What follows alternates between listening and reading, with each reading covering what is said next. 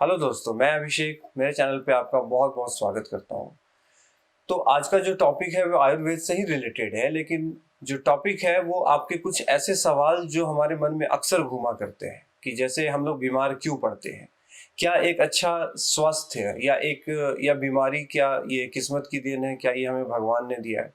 ऐसे बहुत सारे सवाल हैं दोस्तों जिनसे जो हमारे मन में घूमते रहते हैं।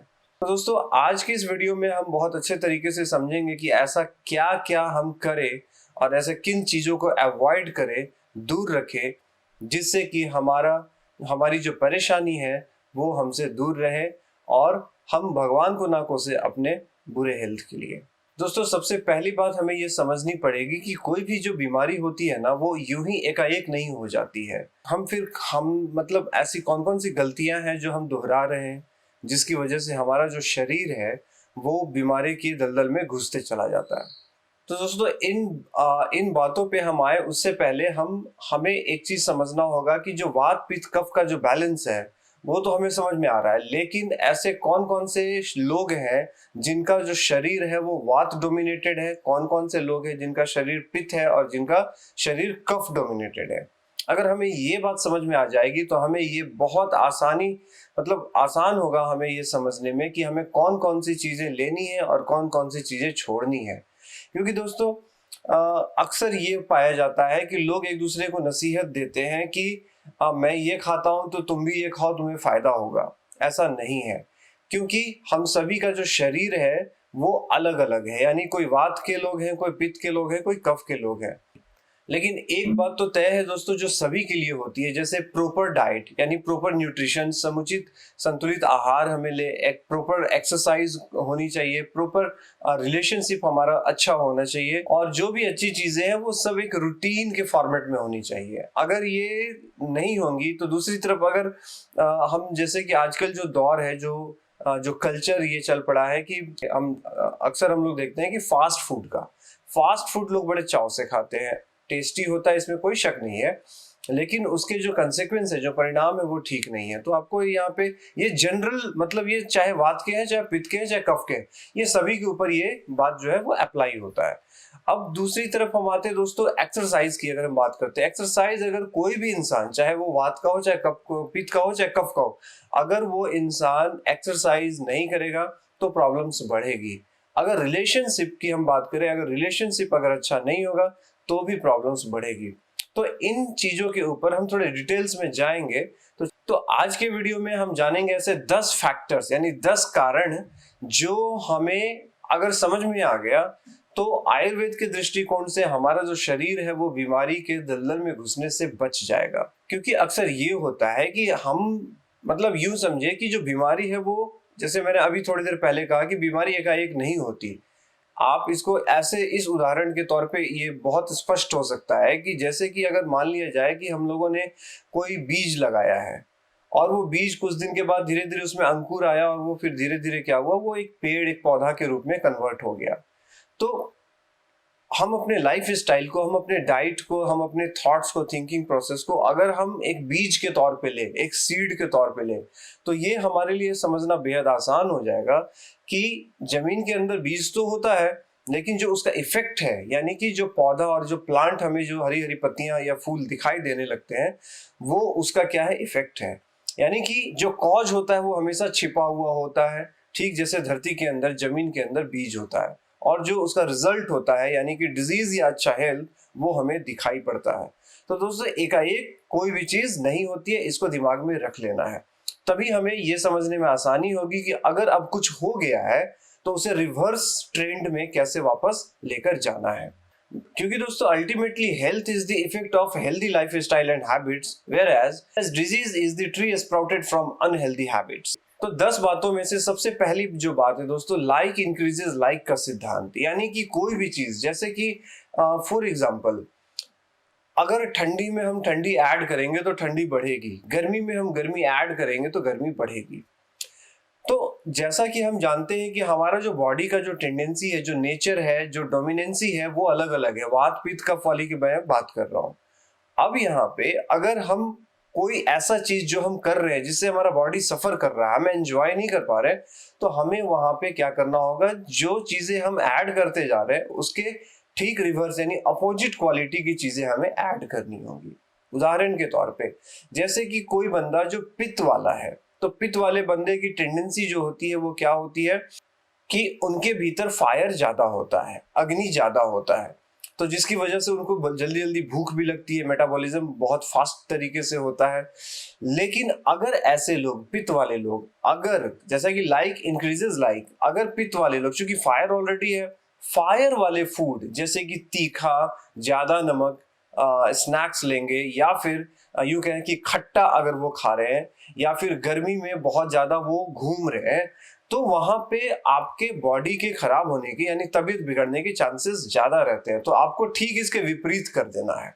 वहीं पे जब हम बात करते हैं वात वालों की, तो वात वाले लोगों की के भीतर की का जो टेंडेंसी होता है वो क्या होता है कि वात का जो प्रॉब्लम होता है वो कैसा होता है कि जो लोग देर से खाना खा रहे हैं, या फिर जो लोग बहुत हड़बड़ी में है, बहुत ज्यादा काम कर रहे हैं, एक्सरसाइज कर रहे हैं, तो आपको अपने लाइफ को मतलब आप एंजॉय तो नहीं कर पा रहे हैं, आपके पास जो हेल्थ है आप उसको अच्छे से आप उसका आनंद नहीं ले पा रहे हैं। यहीं पे अगर वात जिसका बिगड़ा हुआ है, अगर हम उसकी वजहें जान जाए, जैसे कि वात वाले लोगों का अगर वात बिगड़ा हुआ है तो उस हम क्या करेंगे, तो अपोजिट वाली चीजें जैसे ड्राई फ्रूट्स हम नहीं खाएंगे, ड्राई फ्रूट नहीं खाएंगे, रनिंग हमें नहीं करना होगा, जॉगिंग हमें नहीं करना होगा, फास्ट एक्टिविटी वाली, यानी मिला जुला कर बात यह है कि बहुत ज्यादा एग्जॉस्टिव एक्सरसाइज हम उसमें इन्वॉल्व नहीं होंगे, जिससे हमारा जो तबीयत है वो बिगड़ने से बच जाएगा।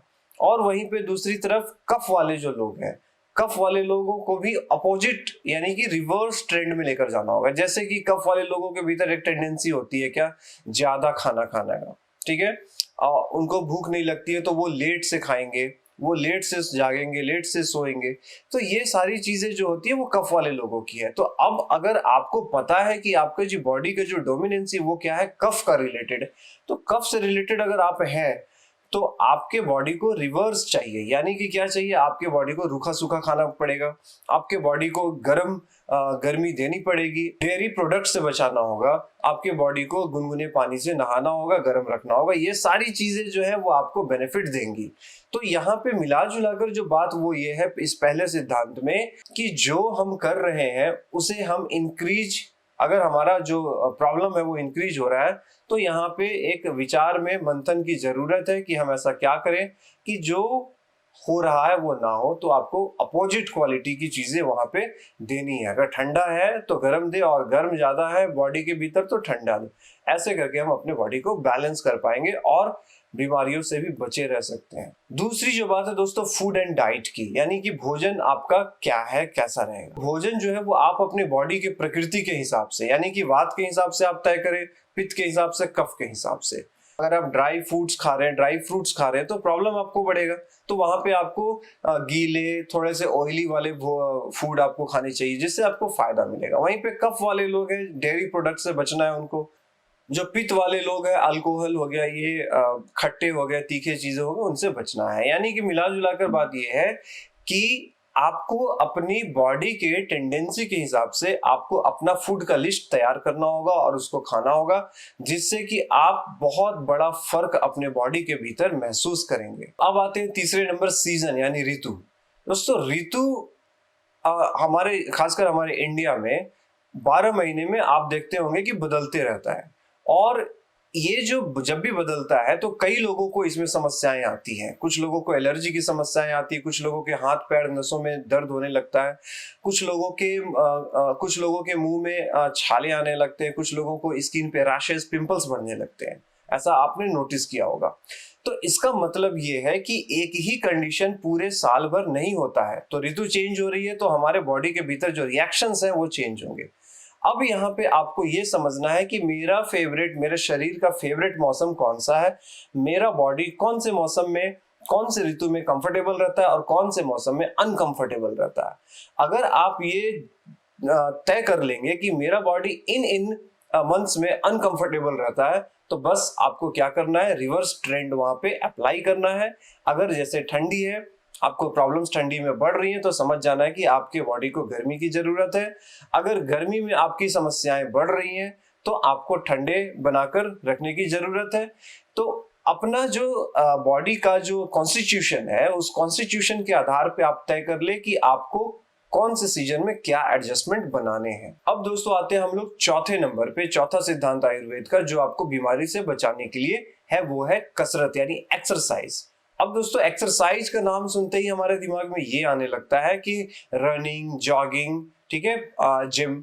दोस्तों यहाँ पे एक बात आप नोट करके रख लीजिएगा कि जैसा कि मैंने बताया कि सभी की बॉडी की जो कॉन्स्टिट्यूशन है वो अलग अलग होती है, यानी वात वाले की अलग है, पित्त की अलग है और कफ की अलग है। अब अगर हम बात ये करते हैं कि जो वात वाला जो बंदा है, अगर वो एक्सरसाइज करेगा बहुत ज्यादा तो प्रॉब्लम्स होगी, लेकिन वहीं पे अगर कफ वाला जो बंदा है, अगर वो बहुत ज्यादा एक्सरसाइज करेगा तो उसको बेनिफिट मिलेगा। ठीक है, तो ऐसा नहीं है कि अगर एग्जॉस्टिव एक्सरसाइज अगर कोई कर रहा है तो वो जो है वो हर आदमी के लिए एक ही है, ऐसा नहीं होता है। एक्सरसाइज इतनी खूबसूरत चीज है भगवान ने बनाई है। जो स्वेटिंग होती है उससे दोस्तों हमारा जो वेस्ट है यानी जो टॉक्सिन्स है वो हमारे बॉडी को रिलीज करने का मौका मिल जाता है, और वहां पे हमारा जो बॉडी है बहुत सारे टॉक्सिन जो भीतर सेल्स के भीतर जमा थे वो निकलने लगते हैं। और यहीं पे बात खत्म नहीं होती है। एक्सरसाइज करने वाले लोगों का जो स्टेमिना है, जो लंग और हार्ट का जो स्टेमिना है, जो मजबूती है वो बढ़ जाती है। और इसका सबसे बड़ा फायदा ये होता है कि जो बड़ी बड़ी बीमारियां, हार्ट अटैक और हाइपरटेंशन जैसी बीमारियों से इंसान बचा रह जाता है। और वहीं पे ये भी समझना जरूरी है कि ऐसे कई लोग हैं जो एक्सरसाइज नहीं करते हैं। जैसे कि आप कभी मॉर्निंग में घूमने को निकले तो आप देखेंगे कि भीड़ बहुत कम होती है, और यहाँ पे भीड़ कम है इसका मतलब यह है कि ऐसे कई लोग ऐसा सोच रखते हैं कि मुझे कुछ नहीं होगा। ये बात बिल्कुल ठीक है कि अगर एक रूल सभी के ऊपर अप्लाई नहीं होता है, और कुछ लोग ऐसे भी जो पीड़ा तो कर रहे हैं बट फिर भी वो एडजस्टमेंट करने के लिए तैयार नहीं होते हैं। अगर आप एक्सरसाइज नहीं करते हैं तो लेटर एज में यानी आने वाले समय में, और खासकर कफ वाले लोगों के भीतर डायबिटीज, हाइपरटेंशन, ब्लड प्रेशर जैसी बीमारियां, बड़ी बड़ी बीमारियों का खतरा हमेशा बना रहता है। तो इनको टालने के लिए, क्योंकि देखिए ये हमेशा मैंने पहली जब वीडियो की शुरुआत की तो मैंने उस वक्त ही कहा, हेल्थ को मेंटेन करना सचमुच में आसान है दोस्तों। वहीं पे अगर आप हेल्दी हैं और अनहेल्दी वाले कंडीशन में चले जाए तो फिर आपके बॉडी के अंदर जब डिजीज घुस जाती है तो फिर उसको ठीक करने में बहुत समय लगता है, वक्त लगता है, और बिल्कुल कोई एंजॉय नहीं करता है इस चीज को। तो आप हेल्दी हैं तो इन चीजों को, इन टिप्स को फॉलो करें और एक हेल्दी लाइफ स्टाइल, एक हेल्दी लिविंग को एंजॉय करें। हाँ, अब ये भी सवाल आता है कि कौन सा बॉडी कैसा एक्सरसाइज करे। वात वाले लोग हल्का फुल्का एक्सरसाइज करें। योगा, स्ट्रेचिंग एक ऐसा कार्यक्रम है, एक ऐसी एक्टिविटी इसमें जो हम परफॉर्म करते हैं वो सभी के लिए, चाहे वात वाले हैं, चाहे पित्त वाले, चाहे कफ वाले, योगा एंड स्ट्रेचिंग सभी के लिए। लेकिन अगर हम जिम की हम बात करते हैं या फिर रनिंग एंड जॉगिंग या जुम्बा जैसे एक्सरसाइजेस की बात करते हैं तो वहां पे ये वात वाले लोगों को प्रॉब्लम्स के घेरे में डाल देगा। तो वात वाले लोग इनको अवॉइड करें, बाकी पित्त वाले मॉडरेट एक्सरसाइज करें, और कफ वाले जो लोग हैं वो आप जितना एक्सरसाइज कर सकते हैं उतना ज्यादा आप एंजॉय करेंगे अपने लाइफ को। आयुर्वेद के हिसाब से दोस्तों आयुर्वेद ने तीन कैटेगरी में बांटा है। एक है बच्चों का एज, एक है जिसको हम कहते हैं बालक वाला एज, एक है युवा एज, और तीसरी है वृद्धावस्था। ये तीनों में यानी कि जो बच्चा, जो बालक होता है, वो जो होता है वो एज होता है कफ का। और वहीं पे अगर हम युवा के भीतर अगर हम देखेंगे तो उनके भीतर जो डोमिनेंसी हो जाती है वो धीरे धीरे अपने आप वो होती है पित्त की। और धीरे धीरे वृद्धावस्था में जब कोई इंसान शिफ्ट होता है यानी बूढ़े होने लगते हैं तो ऑटोमेटिकली ये जो दौर होता है, जो समय होता है, वो होता है वात का। अब यहाँ पे देखिए दोस्तों, अगर ये हम अगर समझते हैं तो क्या फायदा है। अगर कोई भी बच्चा अगर चूंकि कफ की समस्याएं क्या होती है, कफ की समस्याएं ये होती है कि वो ठंडे में प्रॉब्लम होगा, तो बच्चों को ठंडे से बचाएं। तो यहाँ पे अगर हम ठंडे से बचाएंगे तो आप देखेंगे कि उसके भीतर एलर्जी या इस तरह की जो समस्याएं, अस्थमा की जो समस्याएं हैं वो नहीं पनपती हैं। वहीं पे दूसरी तरफ अगर हम ये देखते हैं कि पित्त वाले लोग यानी कि युवा है कोई, तो युवा कोई है तो वहां पे वो जो एज है आपके बॉडी में ऑलरेडी फायर ज्यादा है। तो उस एज में आपको हेल्दी रखने के लिए क्या करना है, हॉट एंड स्पाइसी फूड्स कम करने हैं, अल्कोहल जो लोग जवानी में ही शुरू करते हैं उसको आपको नहीं करना है या छोड़ देना है। तो इससे आपके बॉडी को फायदा मिलेगा। और जैसे कि हम बात करते हैं ये वात वाले लोग, यानी कि वृद्धावस्था में, कोई इंसान वृद्धावस्था में है तो जब जब मौसम चेंज होगा या फिर सूखी हवाएं जब बहेंगी, ठंडी हवाएं जब बहेंगी, तो वृद्धावस्था में जो लोग हैं उनको प्रॉब्लम होगा। तो इसके हिसाब से हम ये जान पाते हैं कि कौन से मंथ में कौन सा फूड कौन से लोगों को कब दिया जाना चाहिए। तो 3 कैटेगरी जो है वो यहाँ पे हमें समझनी पड़ेगी। छठवीं जो बात है दोस्तों, मेंटल एंड इमोशनल फैक्टर्स की है। दोस्तों आयुर्वेद माइंड को बॉडी से अलग नहीं मानता है। आयुर्वेद ये मानता है कि बीमारी हमारे माइंड से शुरू होकर हमारे बॉडी में प्रवेश कर जाती है।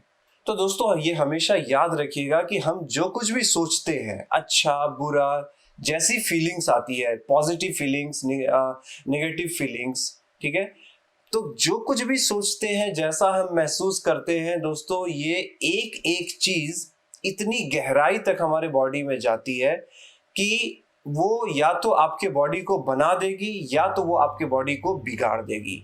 तो हल्के में इस इमोशंस को ना ले। उदाहरण के तौर पे दोस्तों, इंसान दुखी है तो दुखी रहने से इसका सीधा जो जुड़ाव होता है लंग्स के साथ, यानी कोई बंदा सैड है तो सैड है तो उसके लंग्स पे इसका प्रभाव जाएगा।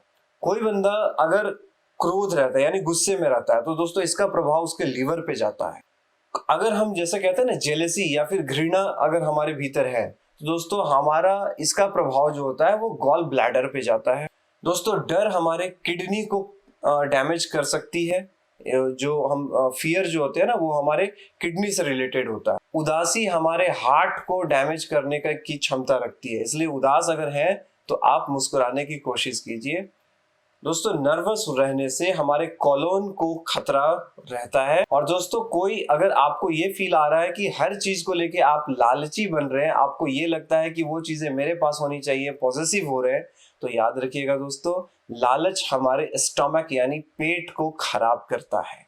तो इमोशंस या फीलिंग्स जो है दोस्तों वो हमारे माइंड में रहती तो है, लेकिन इसका जो इम्पैक्ट है, जो असर है, जो इफेक्ट है, वो हमारे बॉडी के अलग अलग ऑर्गन्स पे पड़ता है। तो दोस्तों नॉर्मली ये पाया जाता है कि जिनके भीतर वात की गड़बड़ी होती है उनके भीतर बेचैनी, घबराहट, इनसिक्योरिटी जैसी फीलिंग्स आने लगती है, उनके जोड़ों कंफ्यूजन वगैरह बढ़ने लगता है, दुख उनका बढ़ने लगता है। वहीं पे जब पित्त की गड़बड़ी आती है, दोस्तों ये बात क्यों बताया जा रहा है, ये बात इसलिए आपसे शेयर कर रहा हूं मैं क्योंकि फीलिंग्स के आधार पे भी आप समझ पाएंगे कि कौन सा फैक्टर मेरा गड़बड़ाया, वात गड़बड़ाया कि पित्त गड़बड़ाया कि कफ, और उसके आधार पे आप एडजस्टमेंट तय कर पाएंगे कि कौन से एडजस्टमेंट मुझे करने हैं अपनी लाइफ में। अगर दोस्तों पित्त गड़बड़ाया तो पित्त गड़बड़ाएगा तो गुस्सा बढ़ेगा, घृणा बढ़ेगी, आप आलोचना यानी विल स्टार्ट क्रिटिसाइजिंग अदर्स, आप सभी को क्रिटिसाइज करते रहेंगे, जज करते रहेंगे लोगों को, कौन सही है कौन गलत है, ठीक है। और ऐसी अगर फीलिंग्स आपके भीतर आ रही है तो आपको समझ लेना है पित्त गड़बड़ हुआ है आपका, और इसको बैलेंस करने के लिए अपोजिट क्वालिटी वाली चीजें आप करें, नहीं तो आपको जो है परेशानी आपके लीवर पे जा सकता है। कफ अगर गड़बड़ाएगा यानी कि कफ अगर गड़बड़ हुआ तो कफ के एग्रावेट होने से क्या होता है कि हमारे भीतर लालच, पोसेसिव होने लगते हैं हम लोग, लालच बढ़ने लगता है। चूंकि कफ वाले लोग जो होते हैं वो बड़े दरियादिल किस्म के होते हैं, उनमें लव, उनमें परोपकारिता भरी हुई होती है। लेकिन जैसे ही अगर कफ गड़बड़ाएगा तो उसका सबसे बड़ा जो प्रॉब्लम होता है वो ये है कि जो लोग अपने लव और उदारता के लिए जाने जाते थे उनके भीतर लालच घुस जाएगा, और जो प्रेम के लिए जाते थे वो प्रेम हवस में कन्वर्ट हो जाता है। तो इतने नेगेटिव फीलिंग्स जो है अगर आपको घेर रही हैं तो आप समझ जाइएगा आपका कफ गड़बड़ हुआ है और एडजस्टमेंट आपको शुरू करने चाहिए। अब अपने 7वें पॉइंट पे आते हैं दोस्तों, स्ट्रेस।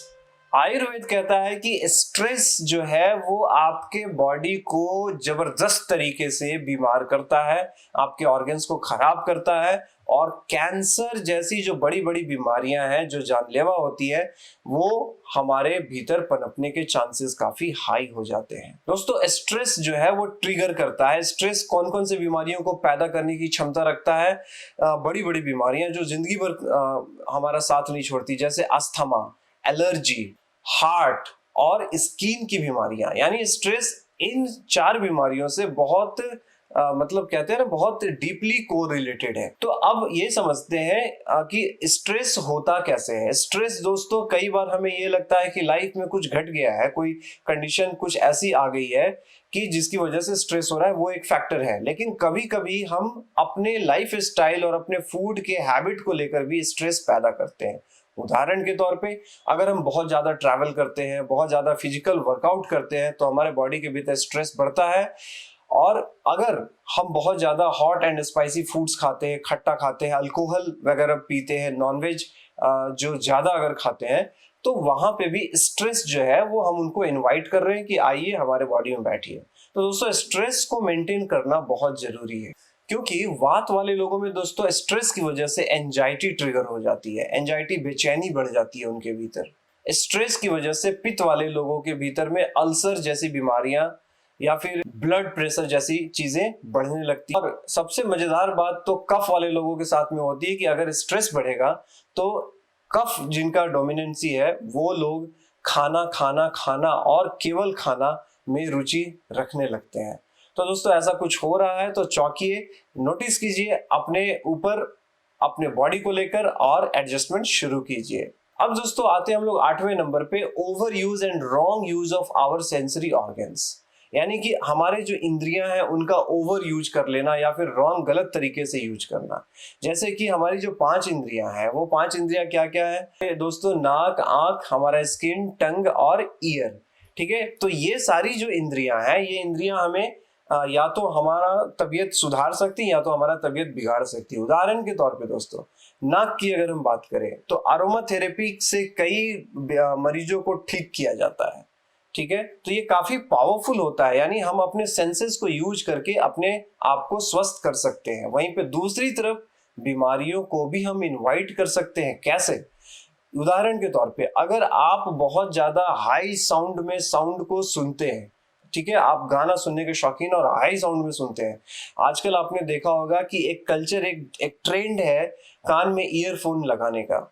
ठीक है, तो वो कल्चर में आप अगर हैं तो आपको बहुत ज्यादा चांसेस है कि आने वाले समय में आर्थराइटिस जैसी बड़ी बीमारियों का सामना करना पड़ेगा। क्यों? क्योंकि हाई साउंड वाला मतलब कानों से सिर्फ आप सुन तो रहे हैं, बट वो आने वाले समय में आपको वात की तकलीफ देने वाला है।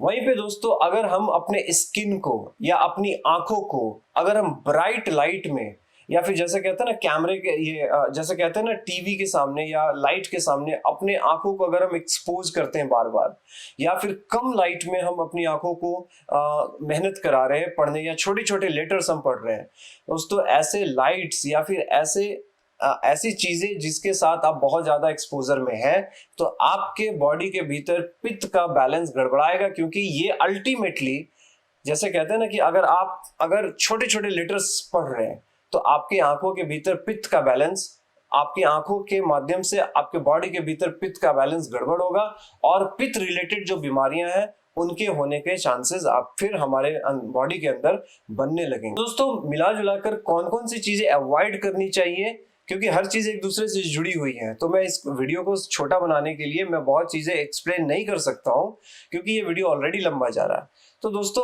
क्या अवॉइड करना है अगर संक्षेप में आप मुझसे पूछे तो वो टिप्स यहाँ पे मैं शेयर कर रहा हूँ। छोटे छोटे लेटर्स वाले जो अखबार या फिर जो कुछ ऐसी चीजें जो लिखी हुई होती है बहुत ज्यादा देर तक नहीं पढ़िए। लेट कर मत पढ़िए। ज्यादा गर्म खाना अगर आपको अच्छा लगता है तो इस हैबिट को रोकिए, बार बार रिपीट मत कीजिए। ज्यादा स्पाइसी और मसालेदार खाने के आप शौकीन हैं तो इसको भी आपको कम करना चाहिए। ईयरफोन का यूज जहां तक हो सके मत कीजिए।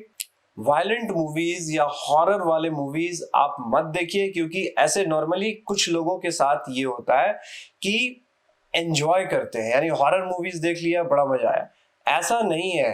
अगर आप एंजॉय कर पा रहे हैं तो सभी की बॉडी का जो कॉन्स्टिट्यूशन है वो अलग अलग है, यानी कि जो मेमोरी जो क्रिएट कर रहे हैं हम आंखों के मतलब कि जो कुछ भी हम देख रहे हैं उसके आधार पे दोस्तों हमारे बॉडी के भीतर एक केमिकल बैलेंस क्रिएट होना शुरू होता है। तो एक नट्स अगर संक्षेप में अगर पूछे तो इन चीजों को आपको अवॉइड करना चाहिए। अब आते हैं दोस्तों अपने 9वें पॉइंट पे, नोइंग बेटर, यानी चीजों को जानने की कोशिश कीजिए ज्यादा से ज्यादा। अब उदाहरण के तौर पे आप अगर ये वीडियो देख रहे हैं तो इस वीडियो के माध्यम से ऐसी कई सारी चीजें आपके साथ मैं शेयर कर रहा हूं।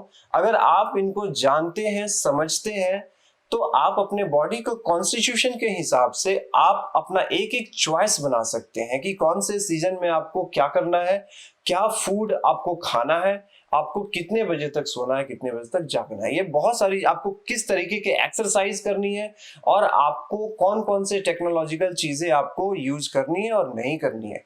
तो देखिए, मिला जुला कर इंफॉर्मेशन इज वेरी इंपॉर्टेंट। तो इंफॉर्मेशन अगर है, आपके पास नॉलेज है, तो आप अपने जिंदगी को बेहतर बना सकते हैं। 10वें और अपने आखिरी पॉइंट पे आते हैं दोस्तों, रिलेशनशिप को हल्के में मत लीजिए। कई बार ये होता है कि हम अपने व्यक्तिगत निजी रिश्तों को, पर्सनल रिलेशनशिप को हम ये करते हैं कि हम उसे पावर गेम के तौर पे यूज करते हैं, जो कि सरासर गलत है। जो गर्माहट, जो नरमाहट ये हमारे पर्सनल रिलेशनशिप में होती है, अपने पावर गेम की वजह से वो खराब हो जाती है और जो लव था वो वहां से गायब, और वो रिलेशन जो है वो लड़ाई का एक बैटल फील्ड बन जाता है। तो दोस्तों यहाँ पे एक प्रो टिप्स ये है, क्योंकि देखिए, आप सभी के साथ फाइट तो कर नहीं सकते, लड़ाई कर नहीं सकते, और आप सभी को समझा भी नहीं सकते। लेकिन अगर क्या होगा, अगर आपको कोई बुरा भला कह रहा है तो दो बातें होंगी, या तो हम उसका मुंह बंद करा देंगे, या तो फिर हम क्या करेंगे, उससे लड़ाई कर लें, यानी कुछ भी करेंगे वो नेगेटिव होगा। तो इसको हैंडल करने का एक तरीका ये हो सकता है कि हम, अगर कोई कह रहा है और हम अपने अंतर मन से अगर हम पूछे, सवाल करें कि क्या मैं ऐसा हूं, और आंसर आपको ईमानदारी से आए कि नहीं, तुम ऐसे नहीं हो, तो फिर टेंशन लेने की जरूरत वहां पे नहीं है। फिर आपको सामने वाले पे तरस आएगा। लेकिन ये बहुत जरूरी हो जाता है, कुछ ऐसे नॉर्मल से टिप्स होते हैं, जैसे जज करना छोड़ना पड़ेगा। किसी के कुछ कहने पे रिएक्शन देना बिल्कुल समझदारी नहीं है, और नहीं, अगर हम ऐसा करेंगे तो फिर स्ट्रेस के लिए तैयार हो जाइए। और स्ट्रेस क्या क्या कर सकता है, थोड़ा सा रिवाइंड करके आप मेरे वीडियो को देख ले, अगेन आपको याद आ जाएगा। तो अगर आप कोई भी ऐसा नेगेटिव फीलिंग या इमोशन आपके भीतर आ रही है, बार बार आ रही है, आपको तकलीफ दे रही है, या आपके बॉडी में कुछ ऐसे फिजिकल प्रॉब्लम्स आ रहे हैं, तो अब आपको समझ जाना है कि आपको एडजस्टमेंट करना शुरू करना है। क्योंकि याद रखिए कि आपने कुछ तो किया है, तभी तो प्रॉब्लम्स आ रही हैं। और अगर आप इसको चाहते हैं कि रिवर्स करना, तो आपको ठीक इसका अपोजिट करना होगा। जैसे हॉट है तो कोल्ड करें, और कोल्ड है तो हॉट करें। तो दोस्तों, इस वीडियो का जो निचोड़ है, जो अगर हम ये बात करें कि ये वीडियो का मकसद क्या था, तो दोस्तों इस वीडियो का जो मकसद है वो है अवेयरनेस बढ़ाना। जितना ज्यादा आप सजग हैं, उतना ज्यादा बेहतरीन तरीके से आप अपने लाइफ को, अपने हेल्थ को अपने हाथों में रख सकते हैं।